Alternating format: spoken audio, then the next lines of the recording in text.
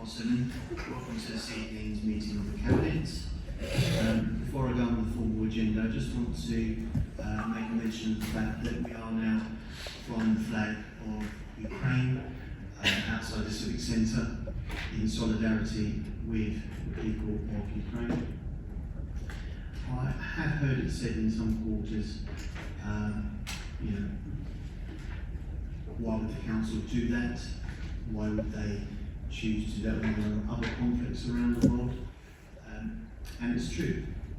There is pain and suffering in many places around the world. War, doesn't matter where it happens, it tears and destroys lives. I think what makes this war as it is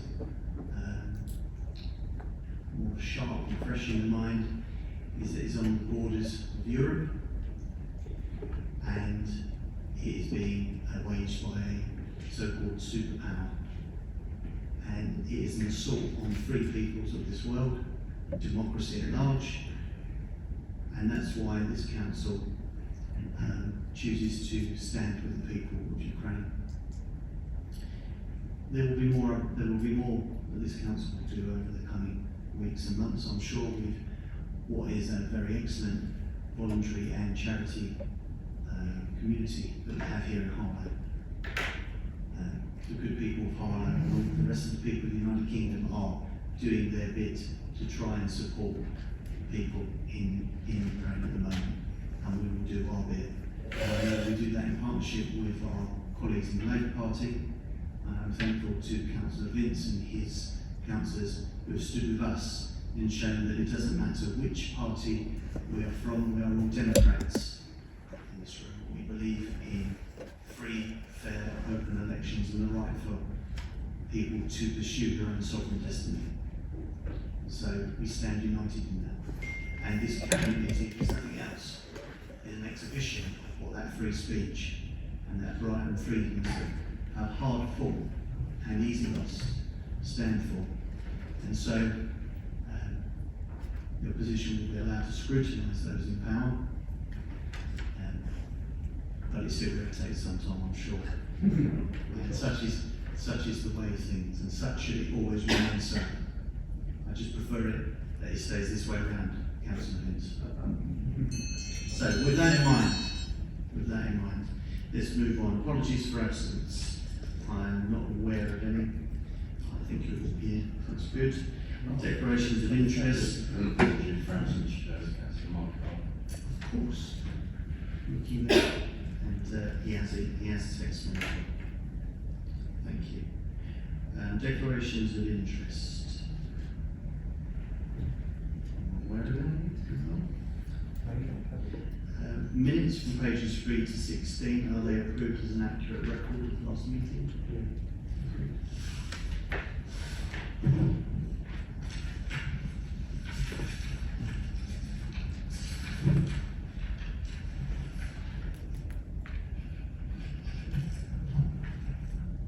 Are there any matters arising from those? Yes, thank you. It's item 125 on leaf page 11, which is a matter of urgent business that was conducted at the last cabinet meeting. If you recall, Chair, you were very enthusiastic about the amount of money that you were going to secure the land on Parnell Road. And I know that I asked several questions to you in relation to whether or not you felt that that money was enough, and you were fairly confident that that was the case. I was wondering whether or not you could give us an update about why your bid failed so dramatically. Thank you. Two things to say. Like when we successful failure, the word dramatically doesn't come into it. Second of all, it was a confidential item, and so the reasons as to why the bid was not successful remain a matter of confidential nature. But what I am prepared to do, with the guidance of the Chief Executive here, is to see if at the end of this session we might be able to give an update to the opposition on that item. Are there any further questions or any matters arising? Yes, Councillor. I was just going to add a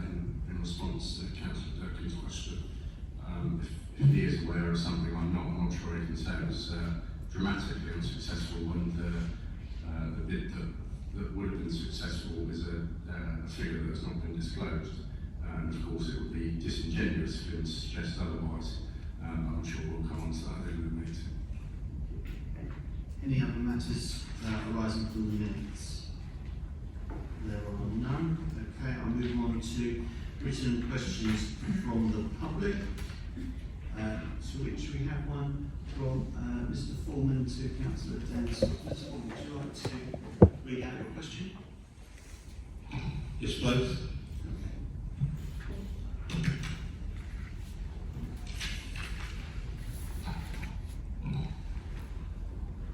Firstly, what are the estimated legal costs in the event of failure in appealing the judgment of Judge Leonard handed down 7th December 2021 in the High Court of Justice Senior Court Cost Office, which relates to the scope of costs incurred in contesting the compulsory purchase order of land at London Road North, currently owned by Power Rapid Limited?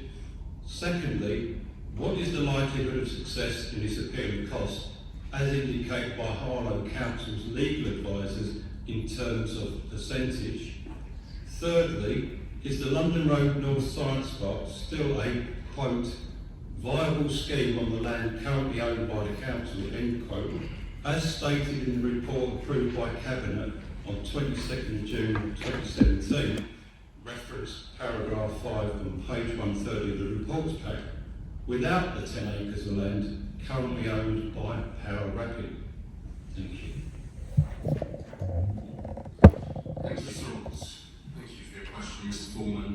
I'd like to begin by emphasising the point in your last paragraph that the case you referred to dates back to June 2017, with the order being made in October 2018.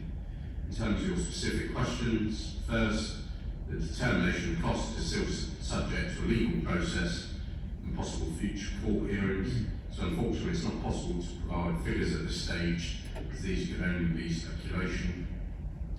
Second, the Council's legal advisors have not provided a percentage figure for success. However, the Council is confident that there will be a substantial reduction in costs claimed by the landowner.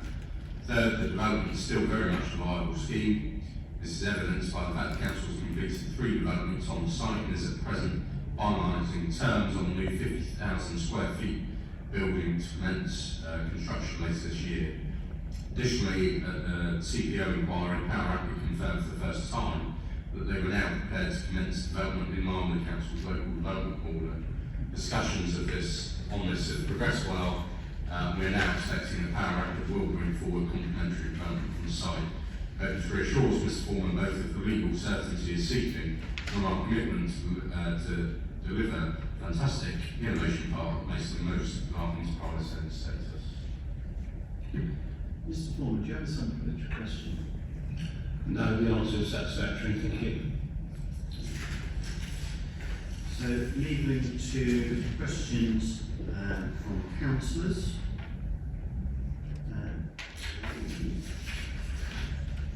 We have one from Councillor Bob Davis to Councillor Nick Burris. Councillor Davis, would you like to read out your question?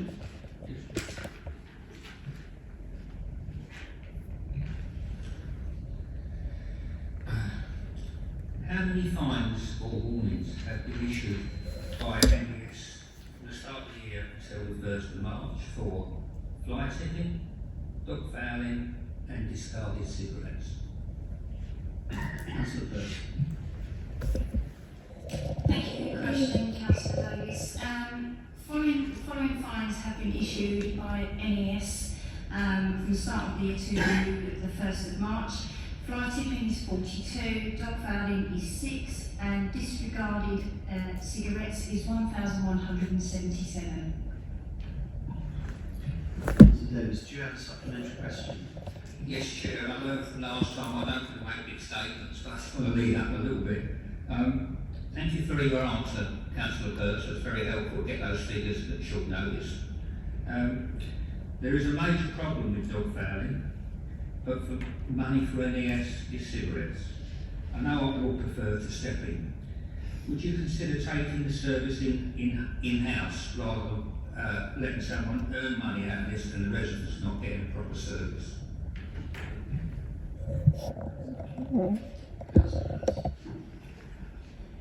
In answer to your question, this is a service that the last administration set up in the beginning of the pandemic. It is a service that can be reviewed and will shortly, I believe, and we can get back to you, could go out to tender again. Thank you. Okay. Item 7, petitions from the public, there are none. Item 8 rather, forward work plan on pages 17 to 25 of the pack. Are there any questions on that?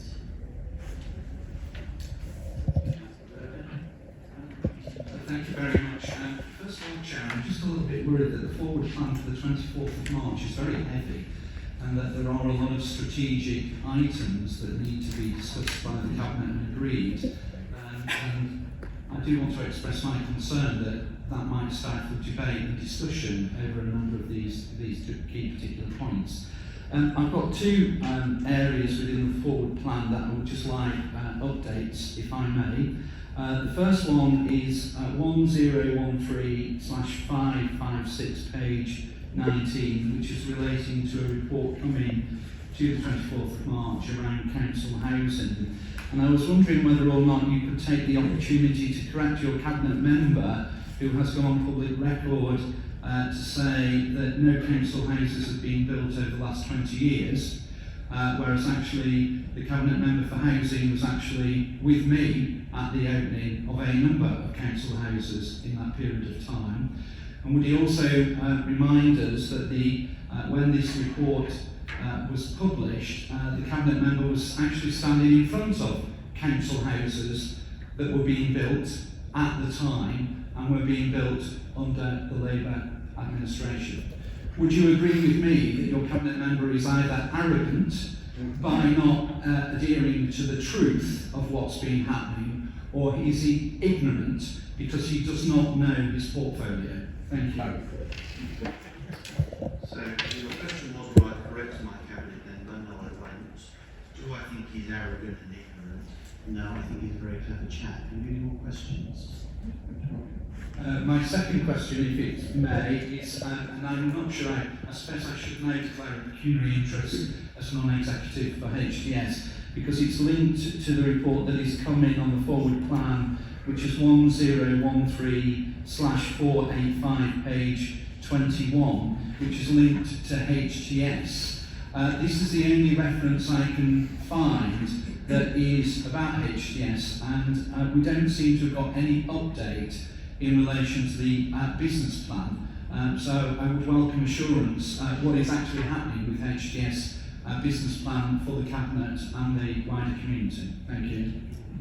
So the HTS business plan has currently just been presented for us to consider as a team this evening. And I'm having a look at that as well, and I'm sure that it will come forward for further discussion shortly. So it is being looked at. But it is correct, it's not on the business, it's not on the forward plan. No, the forward plan is also, I would like to just make you aware, will be re-looked at in light of the corporate strategy that's recently been published, as also will be reconfigured, and I'm sure the opposition will be made fully aware of all the changes there. Okay. Do you have any further questions? Just one more, if I may, which is actually items that are not on the agenda. And as you know, I've been campaigning for quite a period of time to get you to make the announcement of the sale of Acacia House. And in a question at the Cabinet meeting only last time, you gave the person who was speaking a complete assurance that an announcement would be made at the end of April. But I don't see that on the forward plan either. And again, I'm not sure whether or not that is an error or whether or not there was misdirection again to the general public. I gave that assurance, but as you know, we don't itemise the sale of every asset this council has in the forward work plan.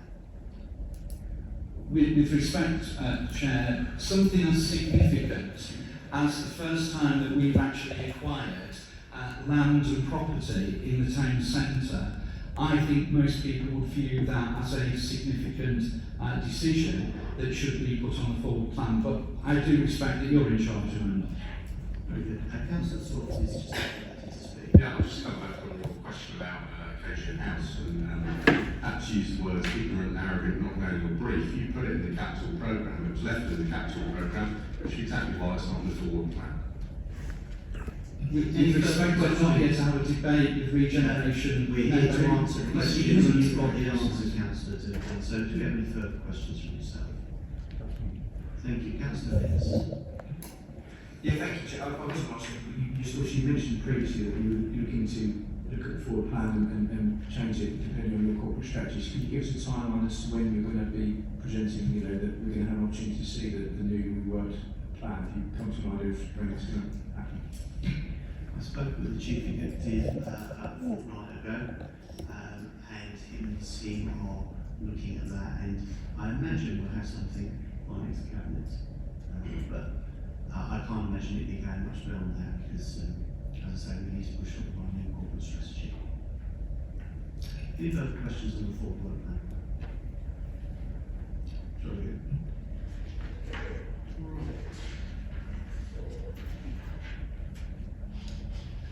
Recent decisions taken by the leader, deputy leader, or portfolio holders.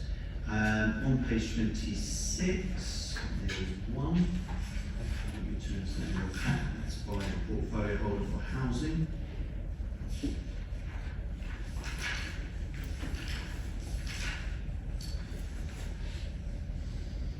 Really for noting, but I will take any questions if there are any.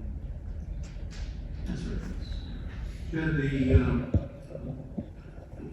portfolio holder for the community took the decision to bring to an end, not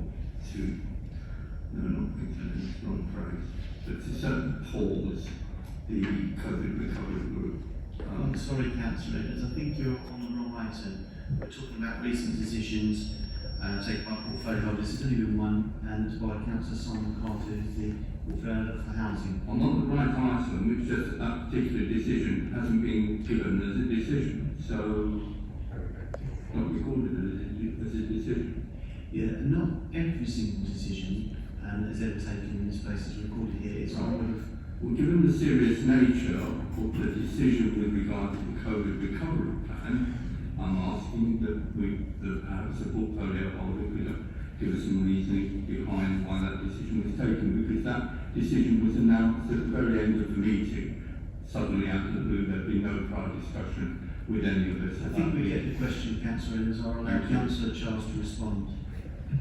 Thank you, Chair. We've moved to a new phase in Council's approach towards COVID. Our community resilience strategy, which looks at how we manage living with COVID, the economic and social consequences of COVID-19, and how we respond to that, not just in terms of business resilience, but also working with our colleagues in charitable and voluntary sector. That is the roadmap that this authority, which is spelled out in its corporate strategy, will be applied. Well, I also said that the previous recovery group, and it's a fair point, Councillor Edwards, is that we will, of course, it's only pausing it, we will reactivate it if there are conversations that we need to have with our colleagues in primary and acute care. You were in the meeting that I was this week with Lance, Chief Executive of Bristol Hospital, and our colleagues in primary care, where they gave us a good overview of the situation at the moment. But we keep these things under active review. But yes, I did take that decision to pause it because we're moving to a new phase. I'm going to come back very briefly. Thank you for that response. I think my only sadness was that was the same. That when that group was first set up, I think it was set up in good faith to be a cross-party group. And certainly at the time, as a group, you were in opposition at that time.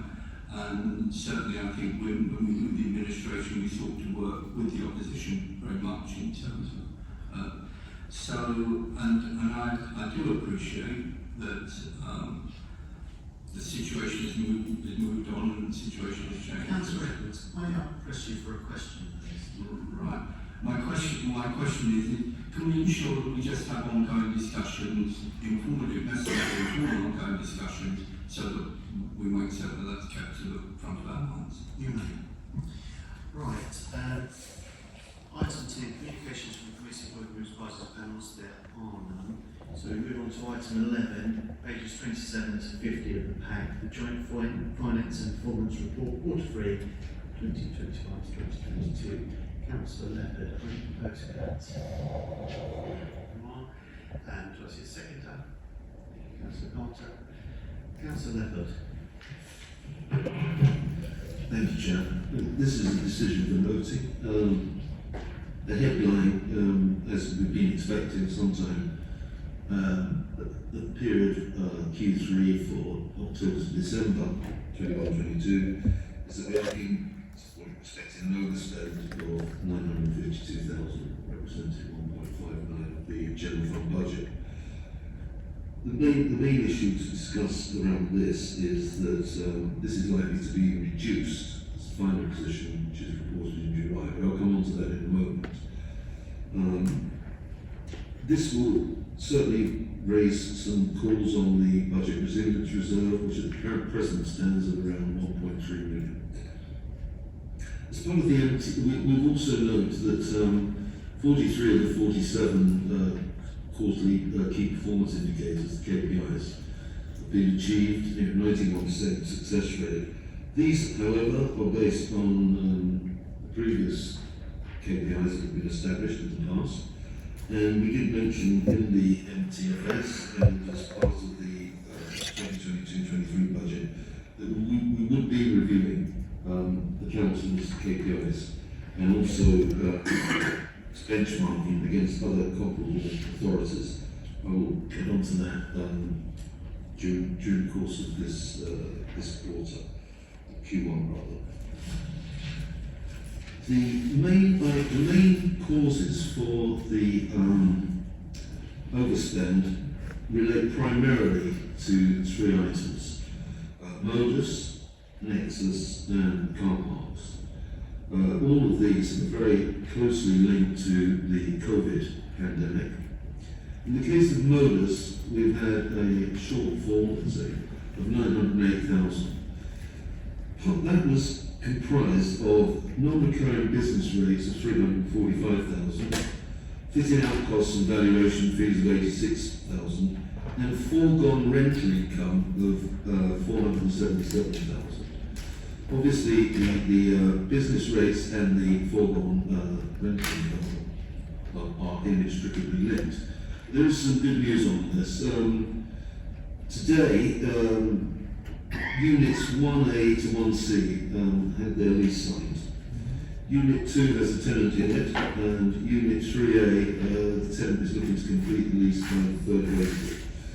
So even adjusting for the rent-free period that is customary, we expect revenue to start flowing in Q2. As far as Nexus is concerned, in the final unit, 3B, I'm informed that there are advanced discussions there for that to be leased out by Q1 next year, 2023. So the whole area will be rented out by then. As far as Nexus is concerned, we've got 474 shortfall. This comprises of ongoing site security costs, which are avoidable, 160,000, fitting out and valuation costs, 42,000, partial recovery of business rates of 84,000, and foregone rental income of 188,000, making total 475. We have a tenant already in there. I can't give out names at this stage. But we have 10,000 feet already rented out, and they are paying income. This has happened since the December, and we have another one which is just rented 3,000 feet, and we will start receiving rent in April. The remaining area is being fitted out, restructured into smaller units, which we think will be will receive greater market demand. The car parks, and I admit this quite openly, are a matter of some concern. The Wall's Gardens is 287,000 below, and the other car parks owned by the council 207, making a total of 494. I mean, this, what we're finding here is that even with the pandemic receding, work practices are not changing. And we're not getting the season ticket holders coming back as we hoped. People are, I don't think it's an issue of, let's say, car park fees. People just not, the demand has changed. We need to wait a bit longer to see, and we are monitoring this closely, to see if these patterns do change, if people will start coming back. But I think we also have to be prepared for the fact that maybe life has changed for good as far as work practice is concerned. And so that's something which is a challenge, will be a challenge for us. Thank you, Councillor. Okay, moving to questions. Councillor, next question. Thank you, Chair. I've got a few. Based on page 34, with my new shadow government hat on, it says, well, I'm going to think there's some sort of grammatical error, but I'm not too fussed about that. It says process to review staff is now in train, which I don't know what that means. This is page 34, James. But it's just really, I mean, really, just because I think it's important that this is discussed, could potentially get a little bit more information, either from yourself or from Simon, about the staffing issues, and kind of what you're doing to deal with them. As I say, there is an error on the page which doesn't really explain it. 34. Sorry, the governance bit. So your questions around staffing. I'll go to Councillor Gunn. Particular question. Councillor Gunn.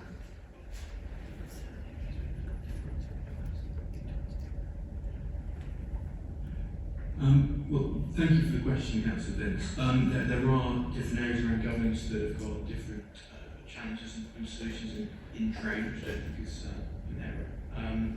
Would you clarify any specific parts of governance in mind? Detail on? Yeah, I mean, I suppose it kind of leads on quite nicely to my next sort of question, actually, Councillor Dunn, which is about, obviously, total complaints. And it's something I raised at the last council meeting, but I think it is still worth bearing in mind.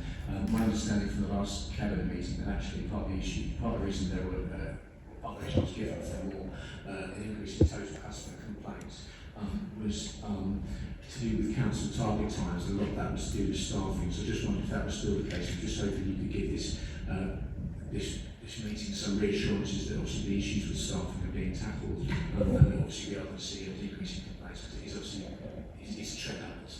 It's a trend downwards on the complaints, I believe, but I do take a point. Yeah, there have been staffing challenges to contact Harlow, but I think I'm right in saying that these are resolved and we are now up to strength on contact Harlow. So I've got no concerns about the staffing level in that service area.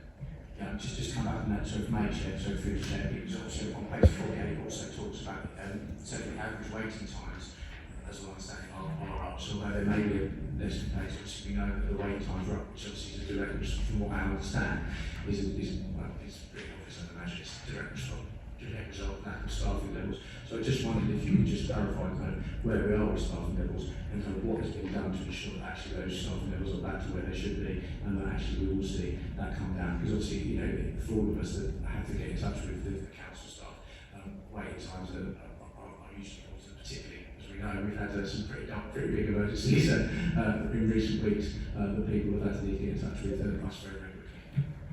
Yeah, no, thanks. So reiterate what I've said, that the staffing levels in contact Harlow are where they need to be now, and I would hope and expect that will be reflected in the range of metrics, including waiting times, which I think remain good as compared to some of the waiting times you might get in other service areas. But it is something that I'm aware of. I appreciate Council Vince raising the concern. It is something that I think across the Council we're very keen to improve on.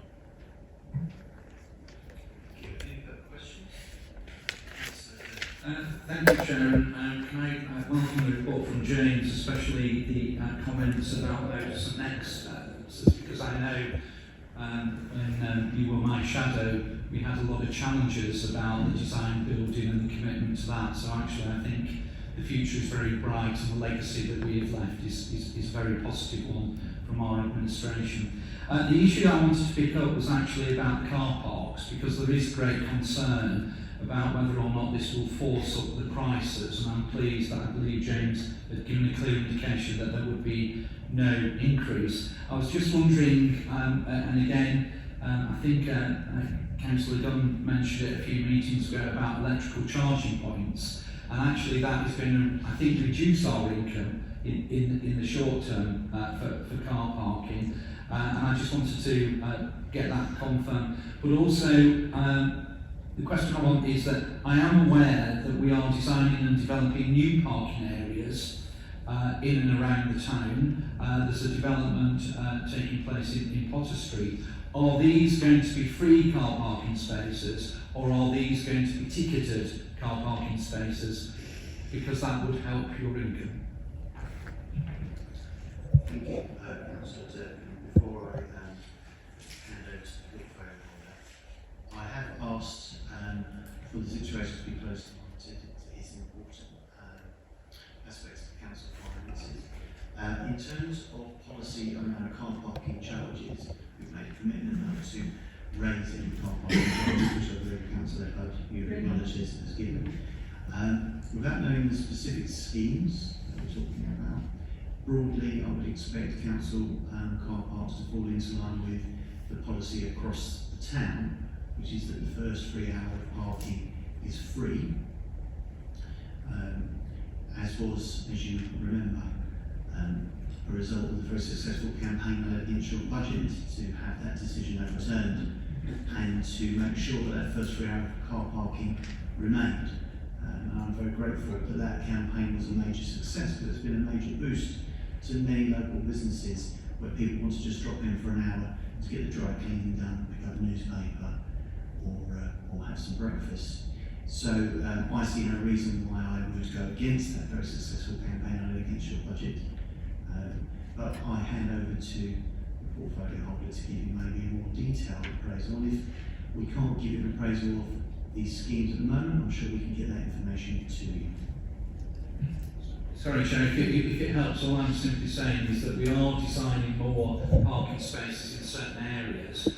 There is a cost implication of putting a machine in there to produce the tickets and then to check all these things based on the amount of cars that could be using those spaces. And I was just wondering whether or not those areas were going to be costed in to have a machine, or whether or not it was not that point that you made about free hour. I meant free, that it would be free from machines. I suppose that the reason I wasn't prepared to make an undertaking beyond that general principle was that without being cognizant of the specific schemes you're on about, there could be parking that are residential parking areas, or there could be parking that are in a commercial aspect, and that's why I wanted to make sure that we could review specific details on the various areas, rather than a blanket approach, which I'm sure no doubt you would come back and remind me of if I gave you something that didn't quite fit. No, it's just that you're building them at the moment, so I would assume you would have known that information. Despite the fact that I appear to have a Newtonian intellect, there's only so much I can carry, and that's why I have portfolio holders that do the work. Councillor Gunn. Thank you, Leader. This is residential parking. I'm not aware of any intention to charge. Okay, thank you.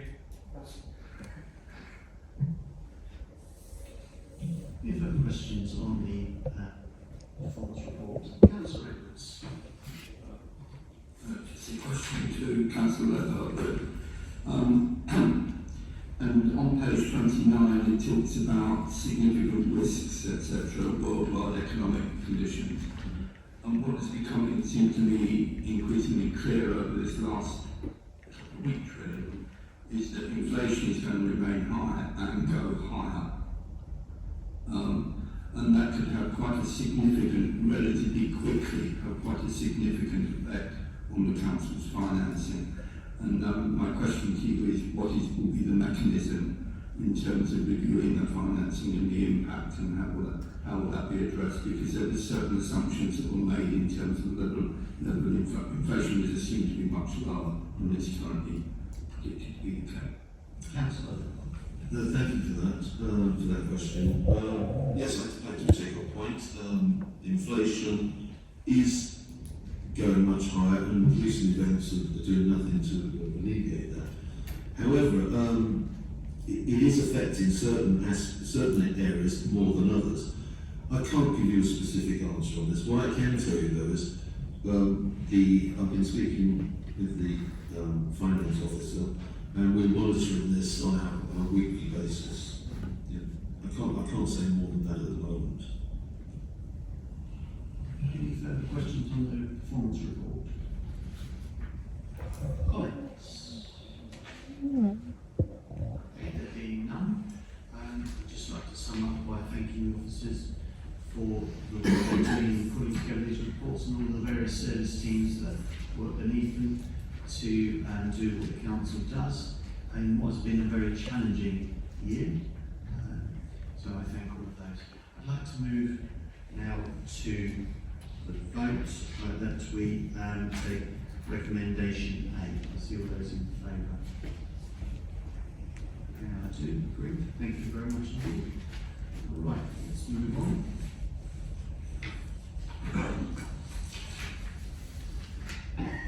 So now we move to item 12, the Housing Revenue Account Quarterly Finance Report 2021-22, found on pages 51 to 58 of the pack. I look to Councillor Carter to propose. Propose, Chair. Thank you. And do I have a seconder? Thank you, Councillor Leppard. Councillor Carter. Thank you, Chair. The operational variations amount to a forecast net overspend of £273,000 against the current budget. This is mainly caused through having to write off the cost of 2 housing delivery schemes, which were not progressed, that we inherited from the previous administration. And also the average number of empty properties or void properties is higher than expected, which is an automatic about another £50,000. A lot of work is going into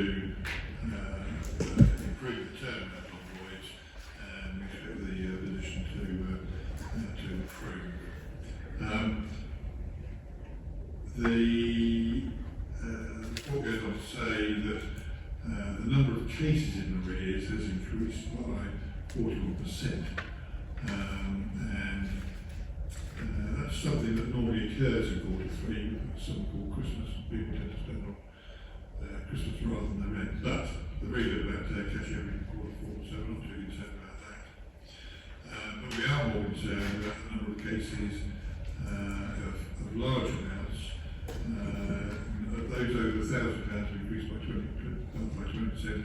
and those over £2,000 by 20% compared to Q2. We are struggling to get cases through the courts. We're looking at an average of 8 months between applying to the court for an eviction and actually a court hearing, and we've actually got one running to 13 months at the moment, which is not helpful. The report also goes on to say that we restarted the housing investment programme. There is quite a big sort of backlog on that. We're now having problems, we were having problems about getting access to properties. We're now having problems over severe shortage of building materials, but we are working closely with HCS to try and go on with that, trying to get that result. Happy to take any questions, Chair. Thank you. Are there any questions for Councillor Carter? Councillor Edwards. Page 54, something Caroline rents. We've got predicted shortfall of £55,000 there. Has there been any work done as to why we have that particular shortfall? What can be done to address it? Thank you very much. Councillor Carter. Garage rents are a very variable issue. However hard we try and forecast the budget for it, fewer people actually take them up. And we are expecting that will continue, as in fewer garages being met with the financial pressure that we see coming up, with inflation, cost of living generally. Fortunately, it's a relatively modest amount in the scheme of things. It is something we are working on to try to make that appropriate. There is more work being done to bring more garages back into use as well. But we've also got some schemes to increase spaces generally, probably by demolishing garages and just having open spaces. A lot of the garages that were built around the 1950s are a bit small for today's cars, so that's one reason why people are using them. It's something that's always there on the horizon, and we do look at it. We are open to the economy. Thank you. Are there any further questions? Councillor Evans. Just come back in. I'm aware that it's some time since there was a review of garages and specific review of garages was done. I mean, each time I've asked a question about it, I've been told, oh no, we have the policy on that, and it's gone for several years. I'm just wondering whether the time has come to actually have a specific sit down and look at the use of garages and why they're there, look again at that policy. I will defer to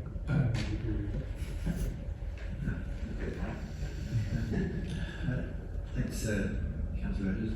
The parking review that's led by Councillor Gunn will take forward some of those garage parking type issues in terms of the wider environment, and the garage strategy and improvement plan is incorporated into the Housing Revenue Account business plan.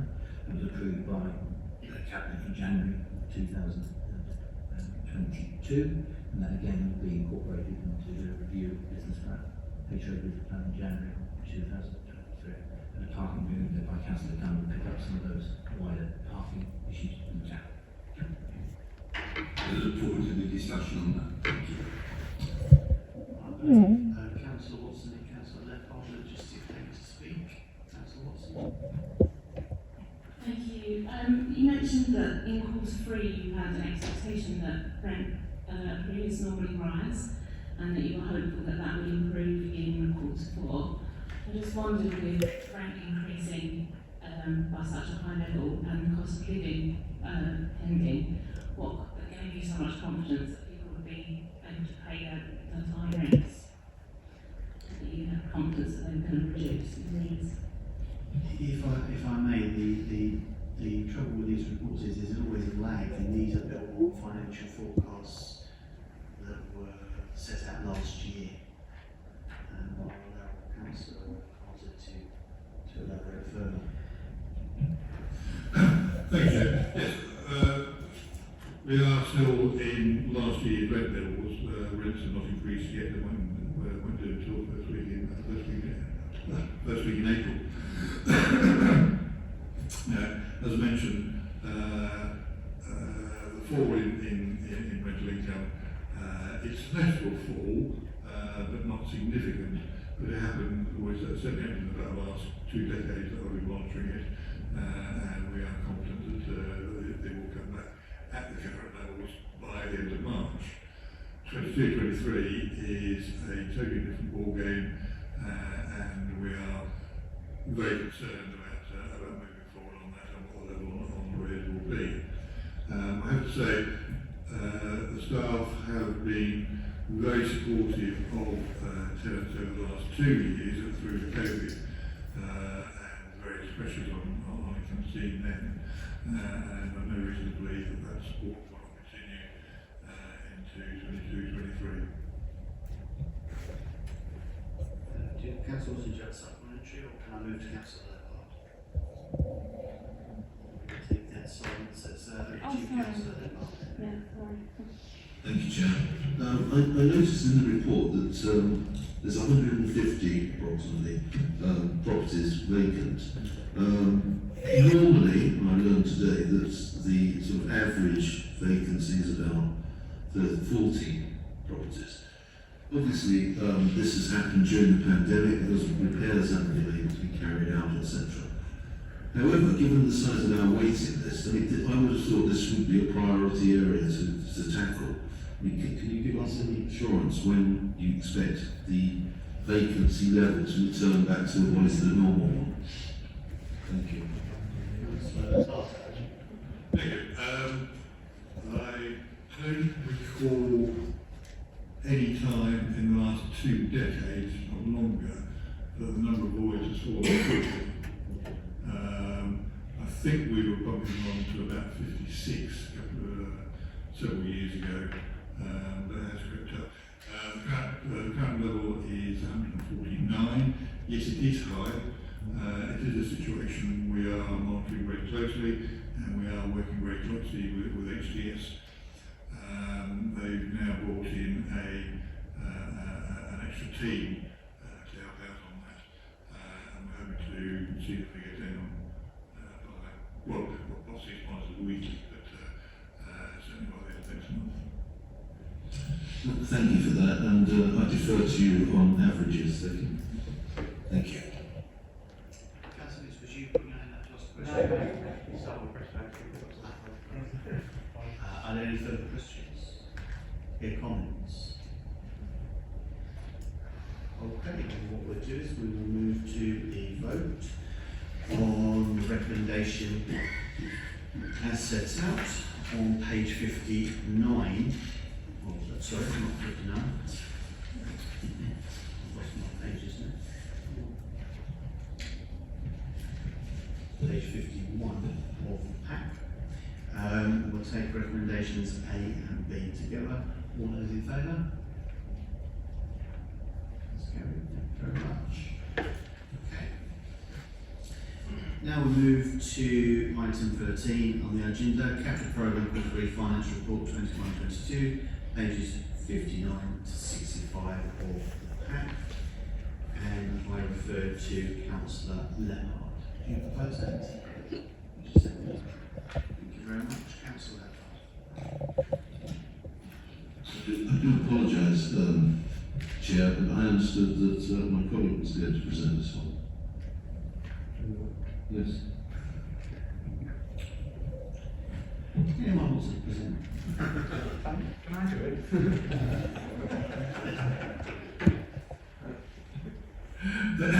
Thank you, Chair. Yes, the programme is absolutely fascinating because there's lots of interesting things going on. There's also an awful lot of movement going on as well. It's all quite, you do need a Newtonian sized brain to try and keep track of it. That's why these reports are so useful. The housing programme is forecast at 20 million, which includes 3.94 million for new build developments. That's in the current year. It's also recommended that we include £23,000 in the non-housing cover programme for the installation of CCTV at various underpasses, which is fully funded by Essex Police, which I'm sure is something that everybody will welcome, along with all the landscaping work that's going on at underpasses as well, making them safer. I just obviously sort of begin highlights here. On the housing capital programme, supply chain issues are now have an impact on external work, trying to get hold of bricks and tiles and materials like that are extremely difficult. There is the ongoing knock-on effect of COVID-19. That prevented work, particularly in 2021. We started making some catch-up, but then that's all further lockdowns. But one of the other issues is actually trying to get access to tenants' properties, because they'd be concerned. Although we did fully risk assess how such activities could be carried out, but again that's improved. And some members may be pleased to see that there is £517,000 budgeted in the non-housing capital programme for a new railway bridge, otherwise known as the zigzag bridge. But that's not coming until 23/24 now. We can't afford it next year. How do you questions? Questions? Councillor Jerry. Thank you, Chair, and I've always got an interest in the non-housing because of regeneration and rejuvenation. But I was very interested to read the issues about HTS, which are on page 16. I believe they're 8, 9, and possibly 10. And because of the concerns that have been raised that it seems like we're having to pump more money into HTS, what impact and effect will this have on the business plan? You've said that you've been given a briefing over that situation. I was wondering whether or not that was an issue or not. The reason I'm asking is that I think every councillor in this room has probably got casework where tenants are complaining that their houses are not being upgraded in the way they should. I know someone who's been waiting over 2 years to have a new roof fitted. So I was wondering in relation to HTS, is this something that's going to be picked up in the business plan? The second one is on the same issue, but it's item 16, which caused me to be a little bit concerned because it says the scheme to install a new boiler and undertake fire escape works at Potter Street neighbourhood has not progressed as anticipated due to a shortage of staff resources, and that therefore you're having to re-profile with a further 5,000 in addition to the 105,000. I'm just a little bit concerned from a health and safety point of view, is surely a fire escape should be seen as an essential priority, not something that is going to be re-profiled. And then my final one, if I may, Chair, if you just indulge me for one more, is number 18, where I noticed that we are purchasing we were going to purchase a minibus for the Leah Manning Centre, but for various reasons that isn't going to be. I was just wondering with our green agenda, could we know whether or not that's going to be an electrical type vehicle, or will it be diesel or petrol? Thank you. Councillor Carter, would you like to take the question around? Thank you, yeah. I wasn't quite sure where the additional money was going to HTS other than what's in the budget for the housing capital programme. Okay, no, it says, well, I'm only reading it is the way, which means about 1.3 million will need to be re-profiled.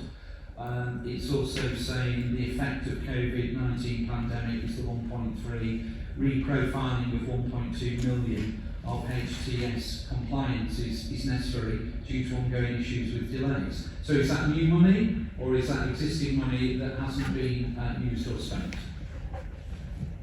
I think the clue is in the word re-profile. It's in the budget at the moment in 1 year, but we're not going to do it in the current year, so we're pushing it back to what we should call to the next year. Well, no, that's the assurances that I was seeking about whether or not when we're re-profiling it, does that mean there's going to be an increase in the budget to assist the re-profiling, or are you just taking money from one pot and putting it into next year's pot? Through you. It's a fairly standard accounting procedure. I think they're called environments technically, and at the end of every year there is usually a range of projects, particularly on the capital programme, where expenditure is moved from 1 year to the next. It also happens on the general fund as well. There's nothing untoward or unusual or difficult about it, it's just what happens. Okay, so the answer to the question is it's not new money. Correct. Well, thank you. I'll have to defer to somebody else about Potter Street Neighbourhood Office. It's not housing.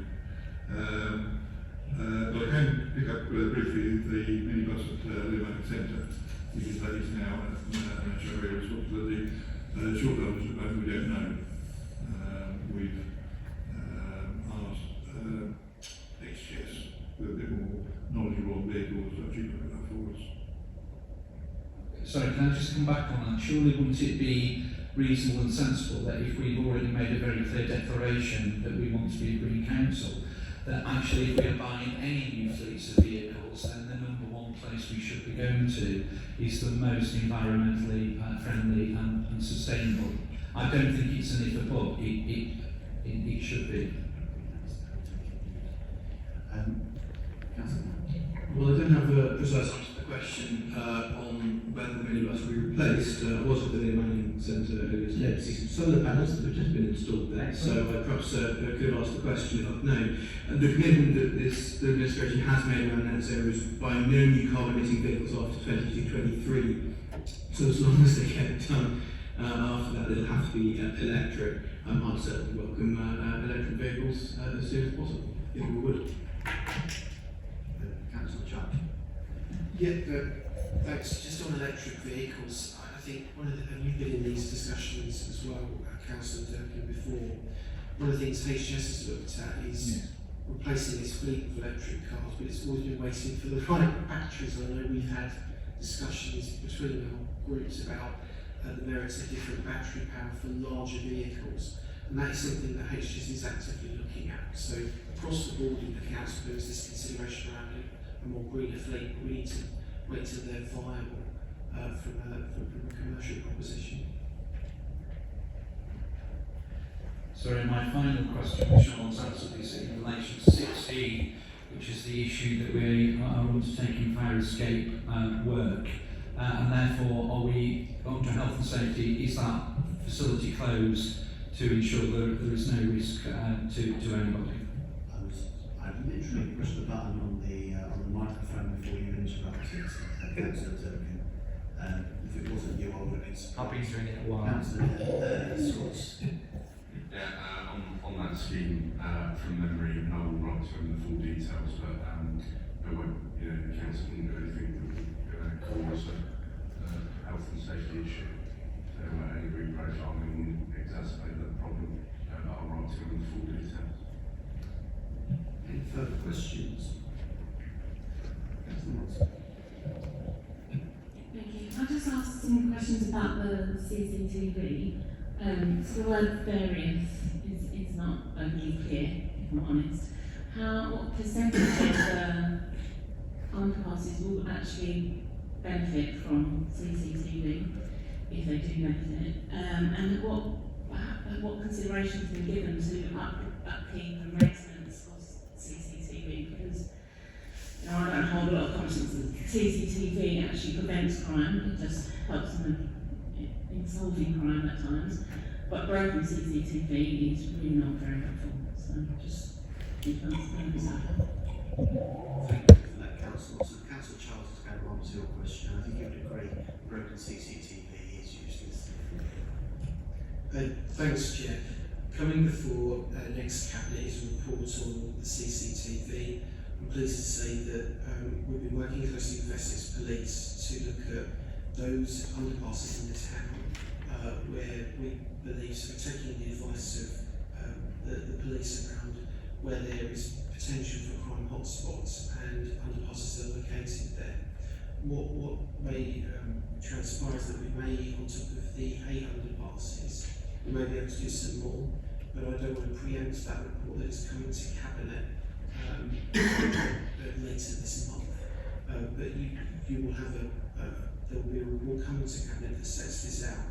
The other aspect of the maintenance, that is factored into the ongoing concern, which would be those CCTV. And on top of that, we're working with the Essex Police Crime Commission to look at how we can work better and smarter with CCTV. That's all I can say at the moment, but I think your intervention for council was very powerful, and that's something that we do take seriously. So we're factoring your concerns as well, but do wait for that report. Thank you. Councillor Edwards, I believe. Just following up on the underpasses, is there any work being done with the county council in terms of the surface areas? So, for example, the Sharpcroft underpass is in an appalling state in terms of and all needs repatching, and there are various other underpasses, both paving and all the rest of it, doesn't actually assist people who have physical disabilities or need for mobility scooters, etc. Thank you, Councillor. Before I come to Councillor Sorting, probably hear what thanks in answer to the question. I've regularly met with Councillor Lee Scott in constant conversation with him, myself and the Chief Executive have had meetings with him to address many of the issues that you raised, not being specific to that area, but across the town. And details will be coming forward shortly on many different things, particularly to do with services. But just to let you know that we are in constant dialogue with our colleagues at County Hall. Councillor Smith.